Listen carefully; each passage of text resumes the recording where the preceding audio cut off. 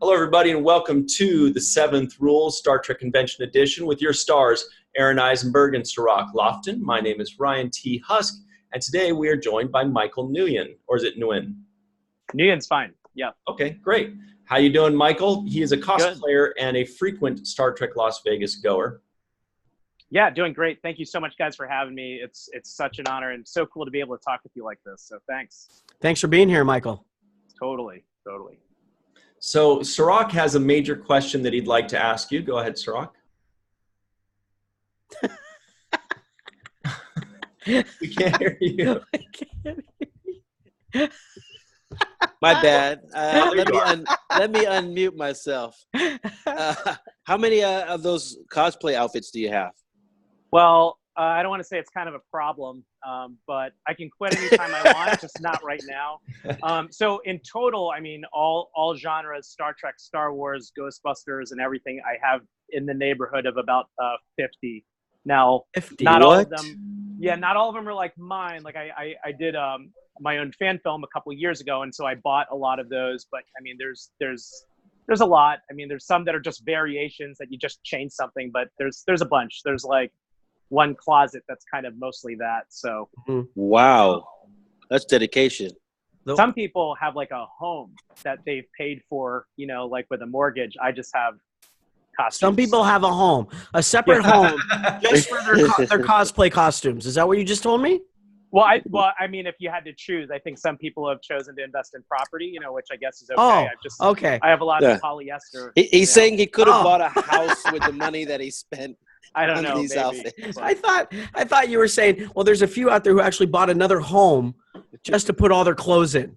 That Oh, would wow. be terrible, but cool. Actually But heard it- of that before, but yes. So Well, every year I'm always like, I think I've got it. I got all the costumes I want. I don't need any more. And then like I'm like, well, maybe one more. Just yeah, one, well, you know? and then as the shows keep coming out, you're gonna Yeah. go, no, I got to get that one, especially the animated series, Lower Decks.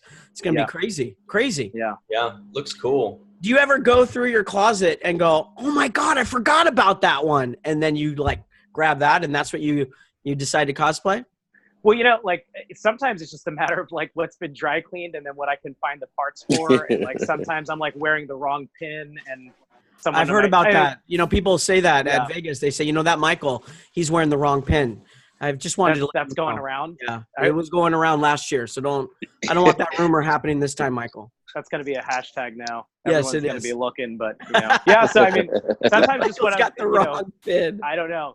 It'll be like they'll pick me out. They'll call me a fraud in the cosplay contest or something. They never went that far. They never Yeah. went that far. No, they didn't say fraudulent. Yeah. Okay. Gotcha. What got you into cosplay? When was your first cosplay, and what inspired you to do it? Well, I think, you know, like most kids, Halloween is kind of like that gateway into Mhm. costuming. It's just kind of a little bit disappointing that there's only like once a year that you can do it.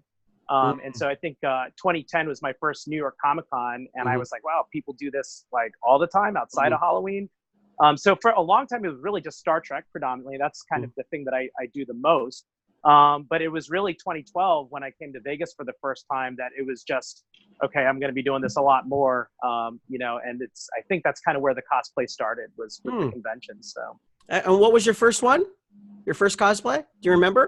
you know, actually, if we go way back, my first convention was for my 13th birthday. A devil? And You what's that? cosplayed the devil? You cosplayed the No. devil? Well, it was actually a Next Generation season 1 jumpsuit. And I didn't like understand a lot about how the fabric needs to be able to stretch and it needs certain properties. So like I just like was in the fabric store with my mom and I was like, I want that one. And she's like, that's for making tablecloths. Like you can't make. I'm like, but that's what Captain Picard would. That's the right maroon, you know. Yeah. And so the closest we could find was like this. I'll find a picture and send it to you. But it was like this kind of pinkish hue of a you know, I don't know. It was a little bit more rosé. But yeah, so that was my first one at 13, and I wore it to my first Star Trek 13? convention. Yeah. Speaking of Wow. Hugh, we've got Hugh returning to the Picard series, but we're Oh, not wow. talking about that. Thank you for joining us, by the way, from this hangar bay that you're in. Yeah, it's the It's wrong every genre. hangar bay ever.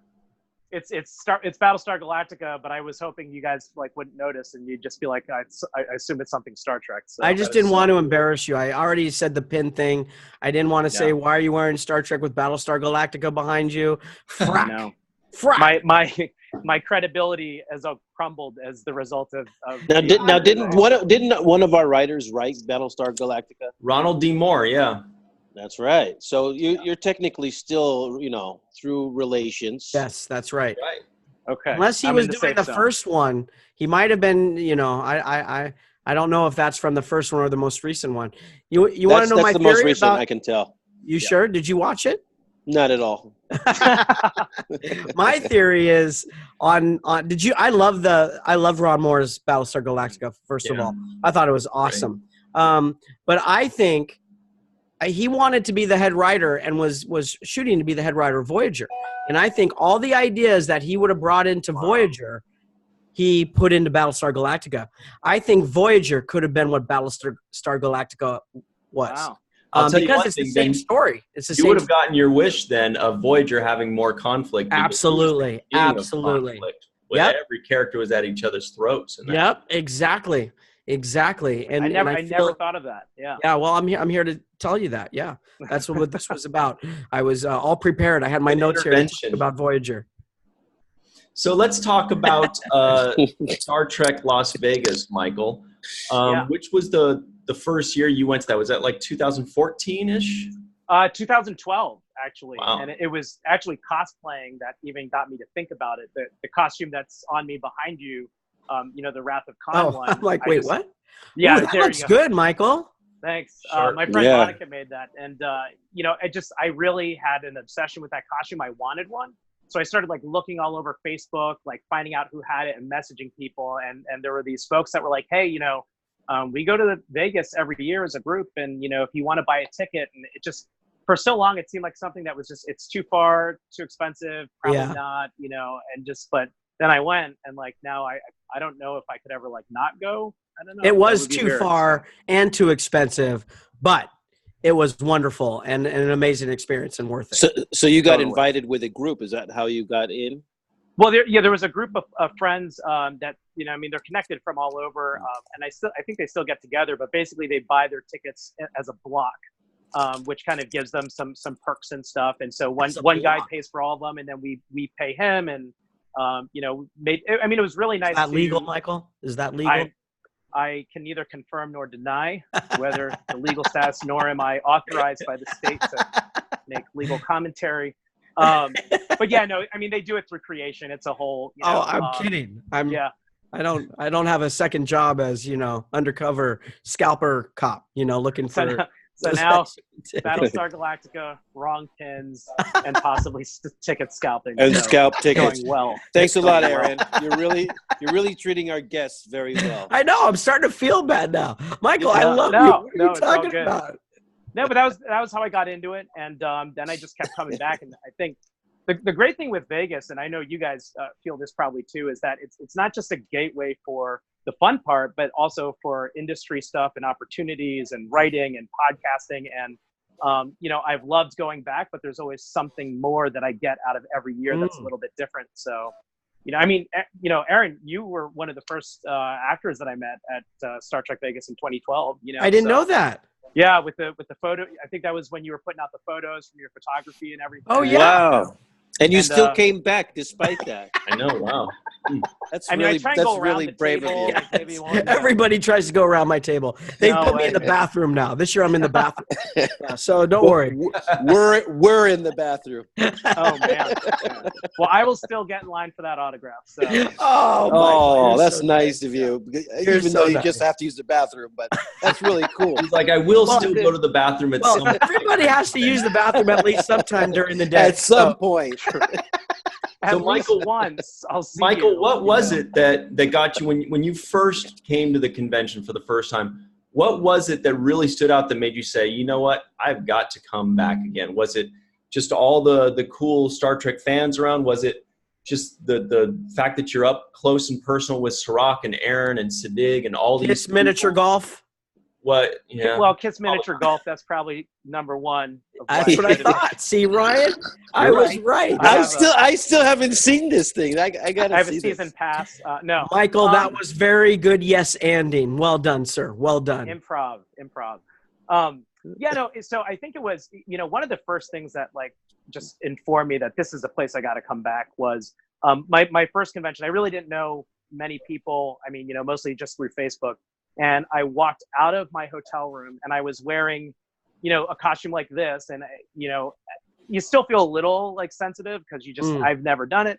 And there's this guy walking down the hallway and I don't know this guy. And he just says to me, "Good morning, Commander." And he just like kept walking. And I was like, oh my God, like I am immersed. G.G. Hertzler. Well, I don't think it was him, but I would, but I could see JG doing that. Yeah. Being in character and just just go up to you. "What's up, Commander?" And walk. That was a good impression there. That was pretty good. Yeah, no, but I guess that's a start. So it's feeling comfortable, in your own skin, and that was one of the things that appealed to you, I guess. Yeah, well, I mean, the funny thing is, people always ask me when I tell them, "Oh, I do Star Trek costuming," and their question is always, "Oh, who do you dress up as?" And I've done that before, like I've done Sulu, but but I was like, most people just dress up as themselves in a Starfleet uniform, and in a way, it is the epitome of being yourself. Like, so they're like, "Oh, are you Captain Kirk?" I'm like, "No, I'm just me, and I like wearing this." So, gotcha. Yeah. And then what you should do is this year you should have another pip.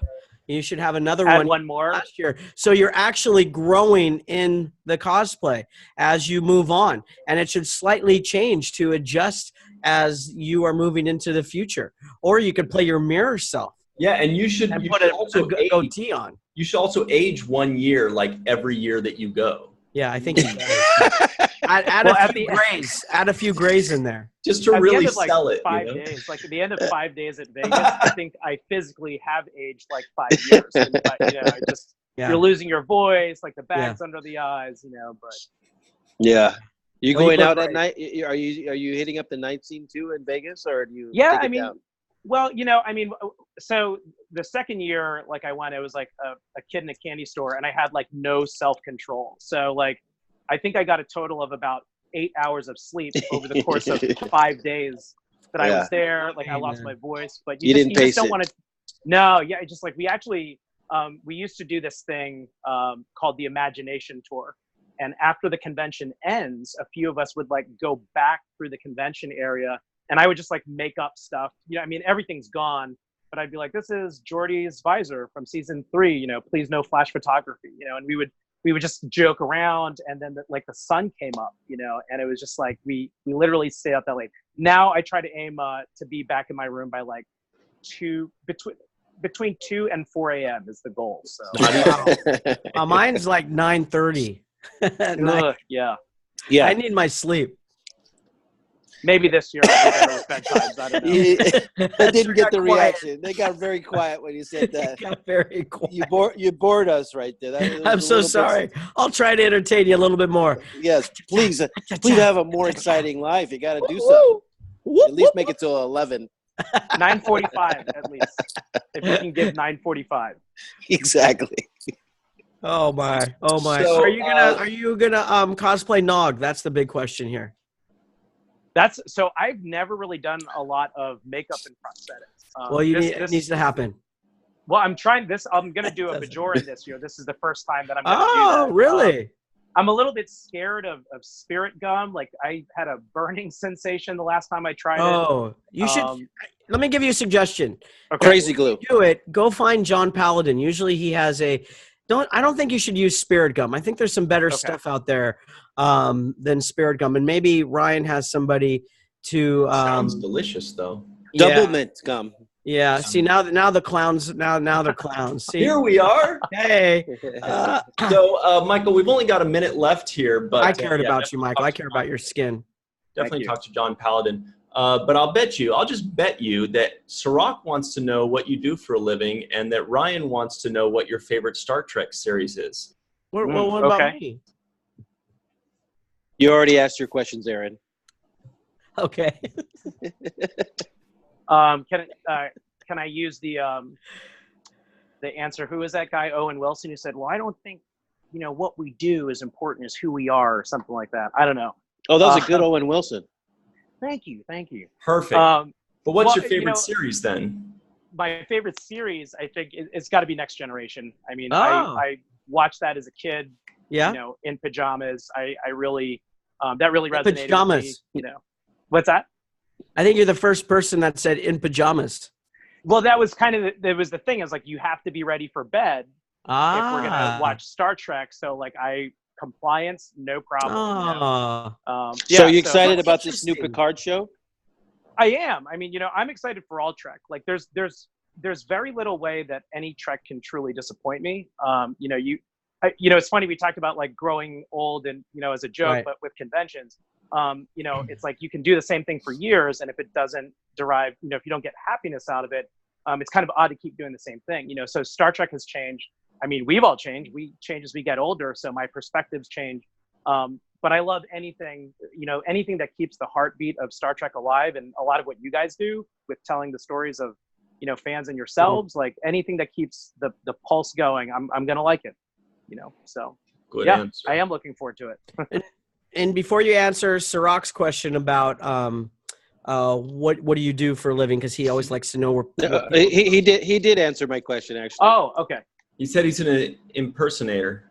No. He said it's not important what you do, but who you are. So I was good. Fair That's enough. good enough for me. Fair enough. You feel satisfied? But Yeah. what That's was fair it about? What was it about TNG that captured you so much that to this day it's still your favorite, especially because it's tied into your youth and the what I would say the family. It sounds like you have a strong family dynamic, very close, and you have fond memories of that.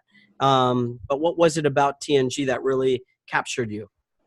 Well, I think predominantly it's the demonstration of what we can be, down the road, as a humanity and as people. I think I've looked at different characters from that show and kind of applied that to my own life. Like, how do you handle conflict maybe with your boss, and voice your opinion but still be respectful? I mean, there were a lot of like life lessons and professional lessons that came out of it. It's also arguable that if any other series had come out at that time in my life, I might just be as attached to it. Mm-hmm. But they all mean different things. Like DS9, to me, like, that is the journey that we have to go through in order to get to that. Even though DS9 came out after Next Gen, it's like, there are some rough edges, and there are some conflicts. But if we want to be that, like, we have to be able to face these things and go through it. And you guys were the ones who showed us that. So Wow. Wow, Oh, I never really saw that. interesting. Heard it like that. Yeah. I like that, Awesome. Michael. Well, Michael, thank you so much for joining us. We're just about out of time here. Cool. But we'll be Thank you for having me. in Las Vegas at a little something called the Star Trek Convention. Yeah, I heard that's coming up. It is. I think so. But really, thanks so much. We do see you walk in the halls with your tea, Earl Grey, hot, holding it like this properly. And we do hope to see you in just a little over a week from now. Cool. Aaron looks like he has one last thing to say. Can't you just walk around with wine now? Because now the whole thing with the Picard trailer was wine. And Michael, before we go, we have 30 seconds. What'd you think about the Picard trailer, especially since TNG is your favorite? How did you feel about that? I'm very excited about it, but I am looking at it with wide open eyes that I expect that it'll be a little bit different than Next Generation. I'm not looking for or expecting a regurgitation. Yeah. So I'm excited. I think we're going to see a lot more of, again, like, Picard is the epitome of who we want to be in Next Gen, but I think we're going to see some humanity and some reality, and I think we need to stay grounded with that. So might be a little darker than TNG used to be. A little bit. Little sprinkle of DS9 in there. So maybe you guys should be in it. Yeah. That's what we keep. That's what we keep saying. I support that. So. It's going to happen. It's going to happen one of these days. We would love, I mean, I would love to. I mean, I'm sure, I don't know how Sirach truly feels about his character, but I really, really loved playing Nog, and I would love to keep telling that story. I was thinking about that today, so who knows? But the Picard series looks great, and I'm excited. I'm excited to talk about it on our show. I'm excited to watch it. And how do you feel about your character? I'm sorry to ask that, Ryan, but I felt like I wanted to hear Sirach. Would you love to play Jake again, and where would you think he would be at? Yeah, no, I'd love to play Jake again. I think he'd be somewhere on a quest to find out more about his dad, actually. But my question for you is: are you satisfied with the characters that they're bringing back from the next generation on the new Picard, or is there somebody else like Geordi or somebody that you wanted to see? Oh, good question. Yeah, I mean, I read one of the articles coming out where I guess they talked about that the cameos would have to have a direct purpose in the story versus just being there. I'd love to see a lot of people come back. I mean, I think that those, we often center stories around the captain, which is cool. But I think Discovery was kind of the first step in that journey of looking at these stories from the point of view of other characters like Michael Burnham, who's the first officer. So, I mean, who's to say that we can't have more spin-offs of other individual characters? I don't know what Dr. Crusher did after the Enterprise, or, I mean, Riker has a whole novel story behind it. So if not in that, I'd love to see it in other shows, Absolutely. Yeah. That's great. Good stuff, Michael. Thank you, Michael. Hey, thanks for having me, guys. Thanks so much, Michael. We'll see you very shortly. We're all very excited about Picard, especially you and me and Aaron. And that's accurate. But I think all their names are on the table. I don't think it's over. I think it may happen. But we'll see you shortly. Thank you so much for Aaron Eisberg, Sirach Lofton, and Michael Nguyen. My name is Ryan T. Husk. Always remember the 7th rule.